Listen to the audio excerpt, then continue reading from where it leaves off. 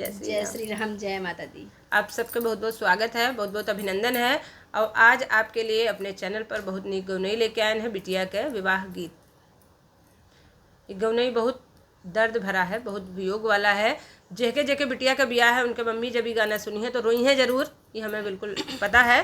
कैसे हम सब बिटिन दाई रोए के गाना बिगाड़ चुके हैं, तो हम सब गीत गौनई आपका सुनाई थे। कमेंट बॉक्स में अपन प्यार दुलार आशीर्वाद जरूर लिखी है। सुनई प्यारा सा विवाह गीत।